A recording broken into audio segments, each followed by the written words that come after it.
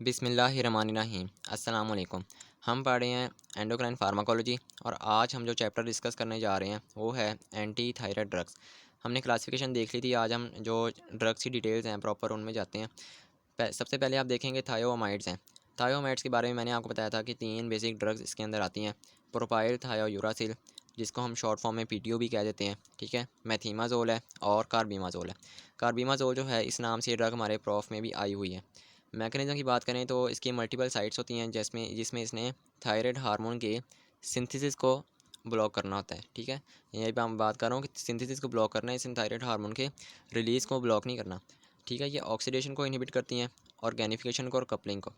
ये एक बात होगी। दूसरी बात ये है कि जो ड्रग्स हैं ये पेरिफेरल कन्वर्जन भी रोकती हैं, ठीक है। जैसे हमने बात की थी कि पेरिफेरल टिश्यूज़ में क्या होता है कि T4 भी T3 में कन्वर्ट होता है। उसकी वजह ये होती है कि T3 एक्टिव हार्मोन है, T4 नहीं होता। इस वजह T4 को T3 में कन्वर्ट किया जाता है और ये जो ड्रग्स हैं ये इस प्रोसेस को भी इनहिबिट करती हैं। डायग्राम से दिखाता हूँ आपको। ये वो डायग्राम है जो हमने पिछली वीडियो में डिस्कस की थी। इसमें आप देखेंगे स्टेप नंबर 2, 3 एंड 4। 2 में क्या हो रहा है कि आयोडाइड जो है वो आयोडीन में ऑक्सीडाइज हो रहा है, ठीक है। आयोडीन की ऑक्सीडेशन हो रही है और एंजाइम कौन सा है, थायराइड पेरोक्सीडेज। देन क्या होता है कि आयोडीन जो है ये टायरोसाइड रेसिड्यूज़ के साथ कंबाइन करता है, यानी ऑर्गेनिफिकेशन होती है और एमआईटी और डीआईटी बनते हैं। उसके बाद क्या होता है कि एमआईटी डीआईटी आपस में कपल अप होते हैं, ठीक है, कपलिंग होती है और T3 एंड T4 बनते हैं। तो ये तीनों स्टेप्स जो हैं ये थायराइड पेरोक्सीडेज के थ्रू कैटालाइज होते हैं और इन तीनों स्टेप्स को थायोमाइड जो हैं ये ब्लॉक करते हैं। लास्ट में आप देखें स्टेप नंबर 6 है। 6 में क्या है कि T4 को T3 में कन्वर्ट किया जा रहा है 5D आयोडीनेज के थ्रू। इस एंजाइम को भी प्रोपाइल थायोयूरासिल ने आपकी जो पीटीयू है इसने इनहिबिट करना है और जो है एंटी थायराइड अपना एक्शन परफॉर्म करना है, ठीक है। तो ये आपने देखा मैकेनिज़्म और इसमें आपने जो चीज़ नोट की होगी वो यही होगी कि थायराइड हार्मोन के सिंथेसिस को ब्लॉक किया गया है, उसके रिलीज़ को ब्लॉक नहीं किया गया।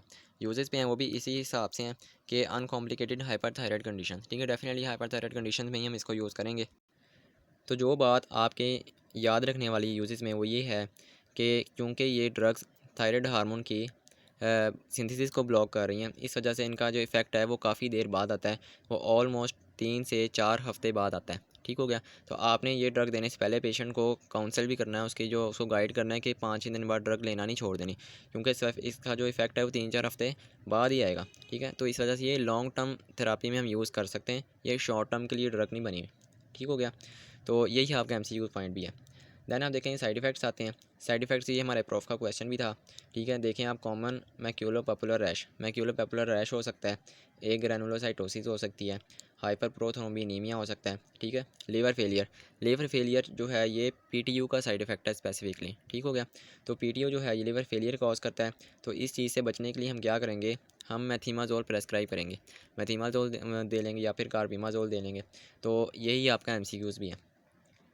देन हम देखें क्या होता है कि ये जो ड्रग्स हैं ये प्लासेंटल बैरियर को क्रॉस करती हैं सिवाय प्रोपाइल थायोयूरासिल के। इस वजह से प्रेगनेंसी और लैक्टेशन में हम प्रोपाइल थायोयूरासिल को प्रेफर करेंगे, क्योंकि ये लार्जली प्रोटीन बाउंड ड्रग है, ठीक है। ये जो ड्रग है ये ज़्यादातर प्रोटीन के साथ बाउंड रहता है, इस वजह से ये प्लासेंटा को क्रॉस नहीं करता। ये भी आपका MCQ पॉइंट है। साइड इफ़ेक्ट्स भी देख लिए। दैन आप देखेंगे आयोडाइड सॉल्ट्स एंड आयोडीन। इसमें जो ड्रग है वो है ल्यूगल सोल्यूशन।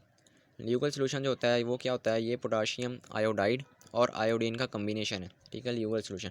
ये भी MCQ में बात आई हुई है।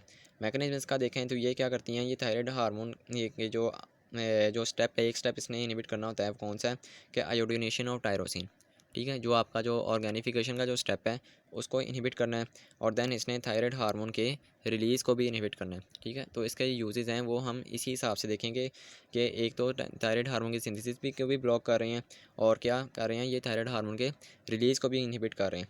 जो जो बात आपकी यहाँ पे ज़्यादा याद रखने वाली है वो ये है कि हम इसको हाइपर प्लास्टिक थायराइड ग्लैंड में यूज़ करते हैं। जब थायराइड ग्लैंड का हाइपरप्लेजिया हो जाता है तो हम ये ड्रग यूज़ करेंगे, तो ये क्या करेंगे, ये साइज़ को भी डिक्रीज़ करेंगे और वेस्कुलरिटी को भी डिक्रीज़ करेंगे। ये भी आपका MCQ पॉइंट है। देन आप देखें यूजेस हैं और साइड इफ़ेक्ट्स हैं। यूजेस जो है वो है मैनेजमेंट ऑफ थायरोटॉक्सिकोसिस, क्योंकि ये ड्रग थायराइड हार्मोन के रिलीज़ को भी इनहिबिट करें, इस वजह से हम इनको एक्यूट कंडीशंस में यूज़ करेंगे, ठीक है। थायरोटॉक्सिकोसिस में क्या होता है कि एक्सेसिवली थायराइड हार्मोन रिलीज़ हो रहा होता है, इस वजह से हम ये ड्रग यूज़ करते हैं। दूसरी जो कंडीशन है वो है प्री ऑपरेटिवली यूज़ करते हैं। अगर हमने हाइपर एक्टिव थायराइड ग्लैंड की सर्जरी करनी है, रिजेक्शन करनी है उसकी, तो हम ये ड्रग प्री ऑपरेटिवली यूज़ करेंगे। तो ये क्या करेंगे कि जो अगर सर्जरी के दौरान जो थायराइड हार्मोन रिलीज़ होना है, क्योंकि जब हम वो थायराइड ग्लैंड निकालेंगे तो काफ़ी ज़्यादा अमाउंट में हार्मोन रिलीज़ होता है, तो ये इस चीज़ को इनहिबिट कर देंगे। इनका ऑनसेट ऑफ एक्शन भी फास्ट है, 2 से 7 दिन के अंदर इनका एक्शन आ जाता है। जैसे हमने कंपेयर किया कि जो प्रोपाइल थायोउरासिल है उसका एक्शन जो है वो 3-4 हफ्ते बाद आता है, लेकिन इनका जो एक्शन है वो 2 से 7 दिन बाद ही आ जाता है, क्योंकि ये रिलीज़ को भी इनहिबिट कर रहे होते हैं। तो ये बात यहाँ पे ज़्यादा इंपॉर्टेंट है, इस वजह से मैं बार बार रिपीट कर रहा हूँ। देन आप देखेंगे ये इनको हम लॉन्ग टर्म में यूज़ नहीं कर सकते। उसकी वजह यह है कि 10 से 14 दिन बाद थायराइड हार्मोन जो है वो एस्केप कर जाता है और ये इन ड्रग्स को रिस्पॉन्ड नहीं करता। इस वजह से जो है हम इस ड्रग को लॉन्ग टर्म में यूज़ नहीं करते, शॉर्ट टर्म में यूज़ कर सकते हैं। ठीक है, अगर आपने लॉन्ग टर्म में यूज़ करनी है तो फिर वही बात आती है प्रोपाइल थायोउरासिल। साइड इफ़ेक्ट्स में आए तो रैश है, ड्रग फेवर है, ठीक है, metallic taste and bleeding disorder. Metallic taste जो है ये भी आपका एमसीक्यूज़ है। और लास्ट में देखें एनाफिलैक्टिक रिएक्शंस हैं जो कि काफ़ी रेयर होते हैं। तीसरे नंबर पे जो ड्रग है वो है radio active iodine. Radio active iodine में क्या होता है कि आयोडीन 131 ये आयोडीन का आइसोटोप है। इसको हम देंगे थायराइड ग्लैंड में जाएगा और वहाँ पे जाके थायराइड ग्लैंड को डिस्ट्रॉय कर देगा। इस वजह से हम इसको यूज़ करते हैं थायरोटॉक्सिकोसिस के परमानेंट क्योर के लिए। अगर आपने थायरोटॉक्सिकोसिस में सर्जरी नहीं करनी, अब मेडिसिन से ही ट्रीटमेंट करना, तो आयोडीन 131 बेस्ट चॉइस होती है।